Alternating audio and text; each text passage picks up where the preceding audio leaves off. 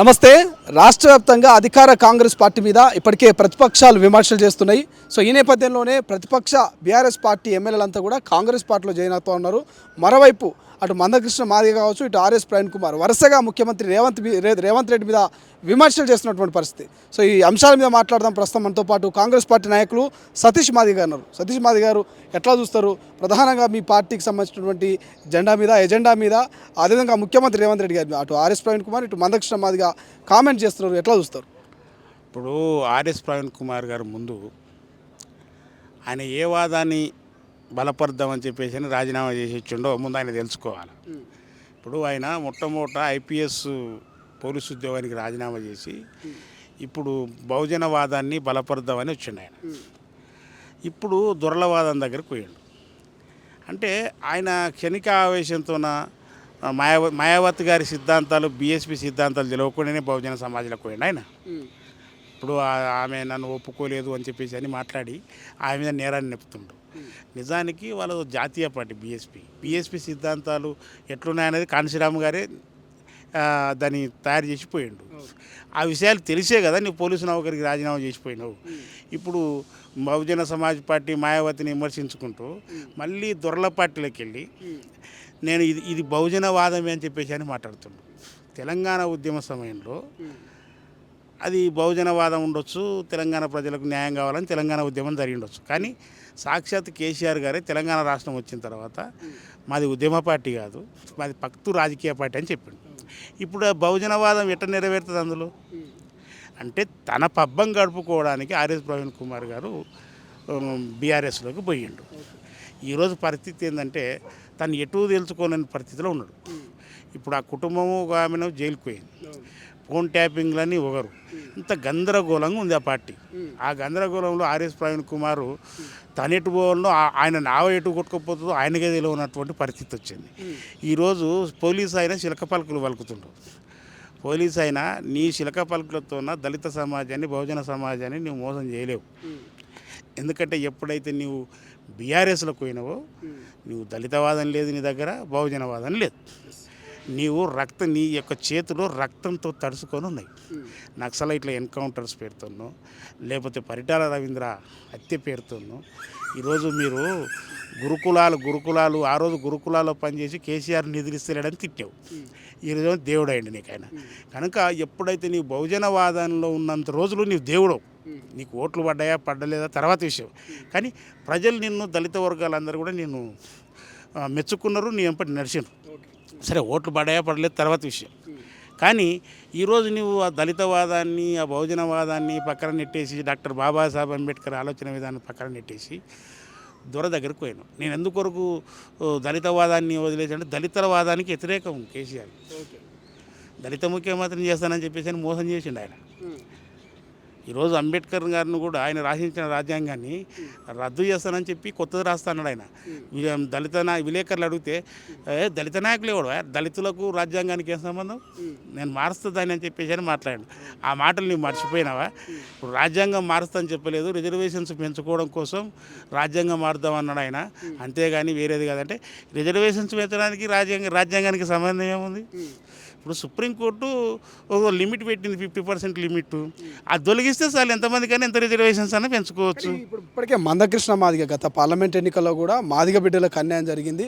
కాంగ్రెస్ పార్టీలో మాదిగలను వాళ్ళు అభివృద్ధి పరంగా ఎదగనివ్వట్లేదు అన్నటువంటి కాన్సెప్ట్లో కొట్లాట చూసినాం. దాంతోపాటుగానే మోడీకి సపోర్ట్ చేయండి అంటూ ఓపెన్గా కూడా చెప్పినటువంటి పరిస్థితి. సో ఆయన కూడా రిజర్వేషన్లు అన్నాడు, అవి అన్నాడు, కులగణన అన్నాడు. సో ఇవన్నీ సాధ్యమైతే అన్నాడు. సో మందకృష్ణ మాదిగ కూడా ఇప్పుడు మీ పార్టీ మీద, రేవంత్ రెడ్డి గారి మీద విమర్శలు చేస్తారు. సో ఏం చెప్తారు ఆయన? ఇప్పుడు మందకృష్ణ మాదిగ గారు ఆయన ఎప్పుడు కూడా ఏదో ఒకటి లొల్లి చేసుకుంటూ ఉండాలి. ఏదో ఒక ఉద్యమాన్ని ఉద్యోగంగా స్వీకరించిన ఆయన ఉండబుద్ధి కాదు ఆయన. ఇప్పుడు ప్రస్తుతం ఆయన ఏం చేస్తున్నట్టే బీసీలకు రిజర్వేషన్స్ పెంచాలి, అంతవరకు ఉద్యోగాలు భర్తీ చేయొద్దు. ఎస్సీలకు రిజర్వేషన్ పెంచాలి, అంతవరకు ఉద్యోగాలు భర్తీ చేయొద్దు. ఎస్టీలకు రిజర్వేషన్స్ పెంచాలి, అంతవరకు ఉద్యోగాలు భర్తీ చేయొద్దు అని మాట్లాడుతుంటారు.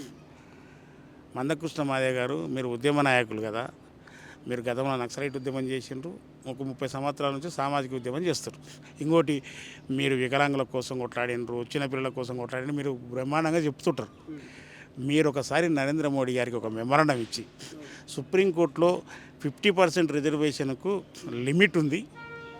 ఆ యొక్క సీలింగ్ను తొలగించేస్తే రిజర్వేషన్స్ పెంచుకోవడానికి ఆస్కారం ఉంది కనుక పార్లమెంట్లో దాన్ని ఆ 50% సీలింగ్ను ఎత్తేసడానికి మీరు ప్రయత్నం చేసి ఒకసారి నరేంద్ర మోడీ గారిని అడగండి. అడిగితే అప్పుడు రిజర్వేషన్స్ బీసీలకు పెంచుకోనికి వస్తుంది, ఎస్సీలకు పెంచుకోనికి వస్తుంది, అన్ని పెంచుకొస్తుంది. ఉదాహరణకు మన బీహార్లో 65% రిజర్వేషన్ ఇస్తే అది 50% సీలింగ్కు ఎక్కువైందని చెప్పేసి అని కొట్టేసింది హైకోర్టు. అదే పరిస్థితి అయితే తెలంగాణ. కనుక నీకు నిజంగా చిత్తశుద్ధి ఉంటే కృష్ణమాదేవి గారు, సామాజిక న్యాయం మీద చిత్తశుద్ధి ఉంటే, రిజర్వేషన్స్ మీద సాధించాలనే చిత్తశుద్ధి ఉంటే, నీవు మొట్టమొదట నరేంద్ర మోడీ గారికి మెమోరాండం ఇచ్చి యుద్ధానికి సిద్ధంగా. మందకు రేవంత్ రెడ్డి గారిని మాట్లాడే అర్హత మీకు లేదు. ఎందుకంటే రేవంత్ రెడ్డి గారి గురించి ఒక మాట చెప్తాను. మందకృష్ణ మాదే గారు నిజాం కాలేజ్ గ్రౌండ్లో మనం మాదిల మహాసభ పెడితే స్టేజ్ వేయించింది ఆయన, ఆ వేదిక మీద మాట్లాడింది ఆయన్ని. ఈరోజు కృష్ణమాదే గారు అసలు విషయాన్ని మర్చిపోతుంటారు. రేవంత్ రెడ్డి గారిని కాంగ్రెస్ పార్టీని బలమైన శత్రువుగా భావిస్తుండ అతను. ఎందుకొరకు అంటే తన వ్యక్తిగతమైన స్వలాభం కోసం, తన ఉనికి కోసం బీజేపీతోన ఇంకా ఎక్కువ తన్ను చూసుకోవాలి, నన్ను ఆశీర్వదించాలనే ఒక తాపత్రయము తనలాడుతుండ ఆయన. నిజానికి ఎస్సీ వర్గీకరణ సుప్రీంకోర్టులో జడ్జిమెంట్ రావాలి. నరేంద్ర మోడీ గారు ఎప్పుడు చెప్తే అప్పుడు జడ్జిమెంట్ వస్తుంది. ముందు దాని జడ్జిమెంట్ని రప్పించిన తర్వాత పార్లమెంట్లో పెడుతుంది కదా. పార్లమెంట్లో ఇక్కడ మాదిగలు ఎవరు లేరని చాలా గందరగోళం పడుతున్నావు కదా. మనకు మాదిగలు ఉంటేమి లేకపోతే కేసీఆర్ తెలంగాణ రాష్ట్రం వచ్చినప్పుడు ఆయన ఓటేయని కదా దాంట్లో ఉన్నాడా? పార్లమెంట్లో లేడుగా, అయినా తెలంగాణ వచ్చింది. అట్టనే ఇక్కడ ఓటేయడానికి ఎంపీలుగా మాదిగలు లేకున్నా కాంగ్రెస్ పార్టీలో గెలిచిన 8 మంది ఎంపీలు ఉన్నారు. వాళ్ళు మాలనా, మాదిగనా, రెడ్డా, బీసీయా అవసరం లేదు. కానీ సతీష్ మాది గారు గత పార్లమెంట్ ఎన్నికల వేళల్లో కొంత మాల ఓట్లన్నీ కూడా బీజేపీ వైపు మళ్లించే ప్రయత్నం చేశారు. సో నిజానికి మందకృష్ణ మాదిగ గారు ఇక ఇతరితర మోత్కుపల్లి గారి యొక్క ఆ సభలతో, ఆ యొక్క ఏవైతే ఆ ప్రసంగాలతో ఏమైనా కాంగ్రెస్ ఓట్ బ్యాంకు తగ్గిందా, ఏమైనా సీటు తగ్గినా? మాకు అస్సలు ఓట్ బ్యాంక్ తగ్గలేదండి. ఎందుకొరకు చెప్తున్నామంటే మేము 64 ఎమ్మెల్యే సీట్లు గెలిచిన అన్ని నియోజకవర్గాల్లో యథావిధిగా ఓటు బ్యాంక్ ఉంది, పెరిగింది కూడా. ఇంకా మాకు 8 సీట్లు వచ్చినాయి. అదే సమయంలో ఎస్సీ రిజర్వేషన్, ఎస్టీ రిజర్వేషన్కి సంబంధించుకుని 5 సీట్లు ఉన్నాయి. 5 సీట్లలో ఎస్టీలో 1 గెలిచినాము, ఎస్సీలలో 3 గెలిచినాము. అంటే ఇప్పుడు మందకృష్ణ మాదిగ సరే ఓకే, ఆయన అన్న మాట ప్రకారం ఆయన ఏబీ సీట్ల కోసం పోయిండు కదా, సరే ఆయన బలంతోనే 8 సీట్లు గెలిచారు అనుకో బీజేపీ అనుకుందాం. మేము కూడా వర్గీకరణ ఉద్యమం చేసిన వాళ్ళం కనుక వేయలేదని మేమెందుకు అందాం. మాకు 8 మొత్తం వచ్చేసి మొత్తం 14 మేము గెలిచినా వర్గీకరణ కట్టుబడే ఉంది కాంగ్రెస్ పార్టీ. మేము ఓటేస్తాం ఖచ్చితంగా పార్లమెంట్లో. మన రాహుల్ గాంధీ గారు లేచి ప్రతిపక్ష నాయకుడిగా ఏబీసీడీ బిల్లు పెట్టండి అని చెప్పితోడే ఆడ 8, మాకు ఇప్పుడు 8 వచ్చినా మేము ఓటేస్తాం. కానీ ఓటు వేయమని అడగాలి కానీ, సపోర్ట్ చేయమని అడగాలి కానీ వ్యక్తిగతంగా మాదిగలు లేరు, ఈ బీజేపీని బలపరచాలి, కాంగ్రెస్ నాశనం చేయాలని నీ యొక్క దుర్బుద్ధిని చూసినావా, అది నీకు వర్గీకరణ సాధించాలనే చిత్తశుద్ధి లేనట్టుగా కనపడుతుంది. నీకు ఎవరైతే ఓటేస్తోడు కావాలి. ఎంపీ పార్లమెంట్లో వర్గీకరణకు సపోర్టుగా మల్లు రవే కానీ, కడియం శ్రీహరి బిడ్డనే కానీ, ఆ తర్వాత వంశీకృష్ణనే కానీ, గుడిసె వెంకట స్వామికి సంబంధించిన కుటుంబంలో కానీ ఓటేయకపోతే అడుగు వర్గీకరణకు అనుకూలంగా. కనుకనే వాళ్ళ వర్గీకరణ కాంగ్రెస్ పార్టీ కట్టుబడి ఉంది కనుకనే ఆ 3 రిజర్వేషన్ సీట్లలో గెలిచిండ్రు వీళ్ళు. మళ్ళీ నీ బలం బీజేపీ బలం ఎక్కడ పోయింది? బీజేపీ బలం గెలవాలి కదా.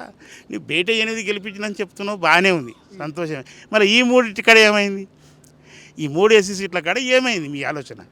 కనుక కాంగ్రెస్ పార్టీ పైన గురించి మీరు ఏదో మీ రాజకీయ పాపం గడుపుకోవడానికి మాట్లాడుతారు తప్ప ప్రజలు మాత్రం, మాదిగలు మాత్రం, ముస్లిమ్స్, దళితులు అందరూ కూడా కాంగ్రెస్ పార్టీ వైపే ఉండరు అన్నది భావన మాకు స్పష్టంగా. కనుకనే మాకు ఆ మెజార్టీ వచ్చింది.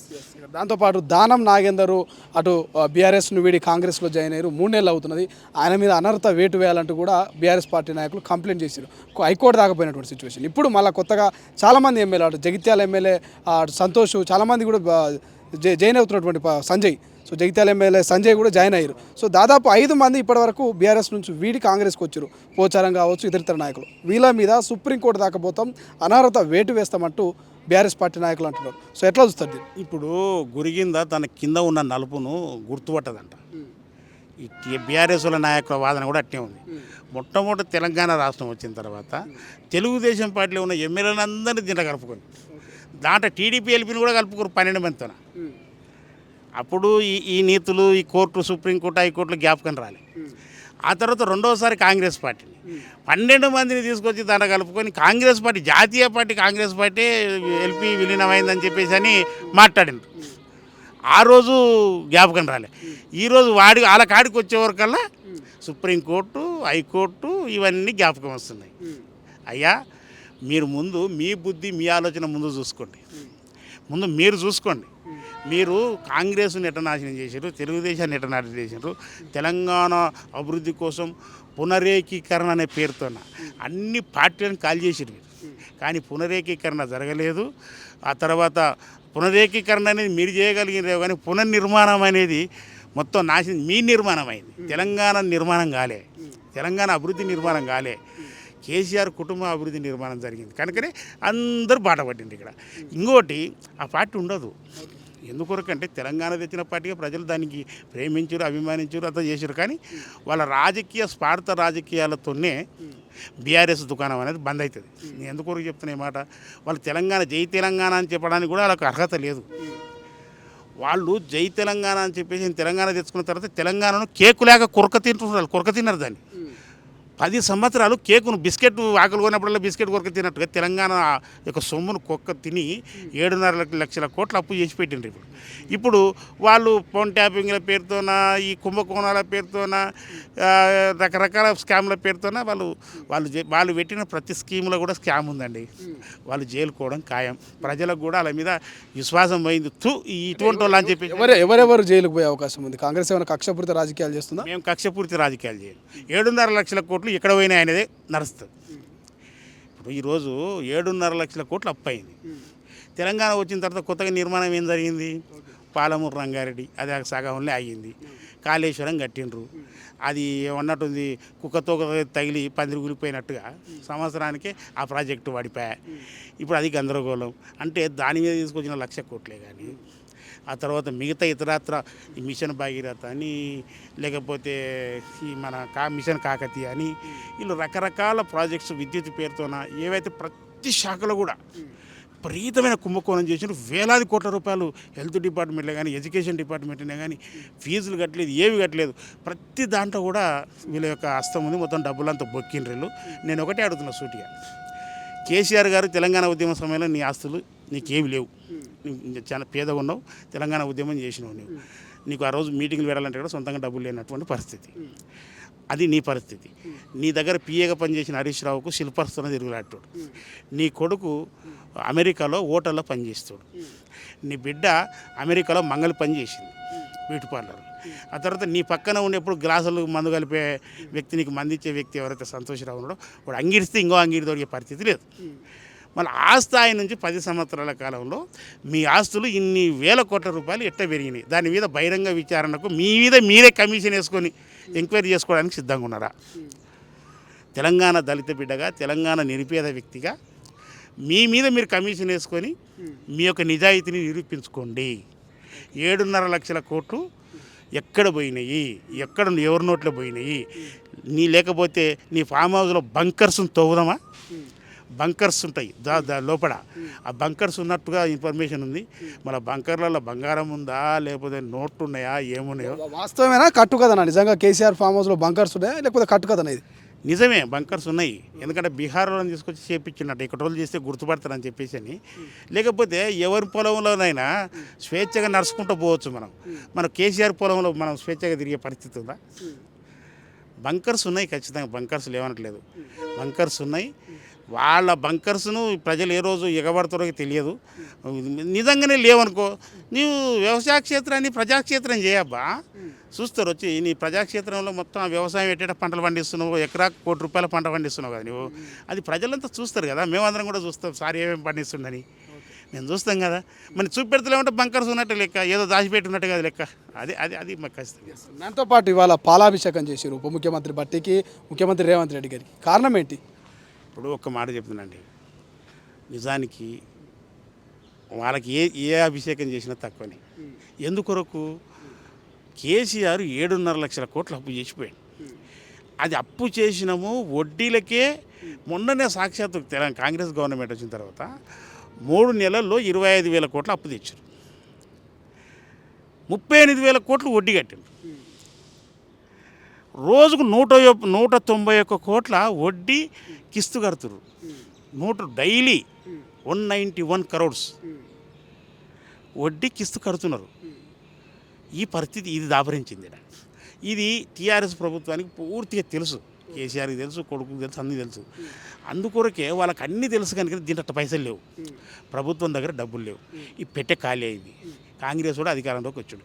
వీడెట్ట సంక్షేమ పథకం చేస్తాడు, వీడెట్ట ఇస్తాడు అనే వీళ్ళని నిలదీ కావాలని ఊరకుక్కల్లాక దాడి చేసి మీ రుణమాఫీ ఏమా, 4,000 పింఛనేమా, 6,000 పింఛనేమా వికలాంగులకు అని ఊరకుక్కల్లాగా. ఇంత కూడా ఓపిక లేదండి. ఇంత ఓపిక లేకుండా ఊరకుక్కల్లాగా ఎందుకు దాడి చేస్తారో తెలుసు. వీళ్ళు వాళ్ళు అక్కడ డబ్బులు లేవనే సంగతి తెలుసు. ఖచ్చితంగా రేవంత్ రెడ్డిని ఫెయిల్యూర్ చేయాలని, ఈ యొక్క కాంగ్రెస్ ప్రభుత్వంలో ఉన్న మంత్రివర్గాన్ని మొత్తం ఫెయిల్ చేయాలని, ప్రజా వ్యతిరేకత తీసుకురావాలని ఒక తాపత్రయం పడుతుండ్రు. కనుకనే మేము ఒకటే చెప్తున్నాం, ఈరోజు ధైర్యంగా 1వ తారీఖు జీతాలు ఇస్తున్నారు, ఉద్యోగాలు 30,000 ప్రకటించారు, అవి ఇచ్చేసిండ్రు. ఇప్పుడు ఈ 31,000 కోట్లతో ఈ రుణమాఫీ చేస్తారు. ఈ రుణమాఫీలో కూడా అత్యధికంగా ఉండేది ఎవరైనా తెలుసా? ఎస్సీలు, ఎస్టీలు, బీసీలు, పేదోళ్ళు. పేదవాళ్లకు వాళ్ళు చేసిన ఆ యొక్క క్రాప్ లోన్ల అవే కానీ ఇవన్నీ కూడా మాఫీ అయిపోతాయి.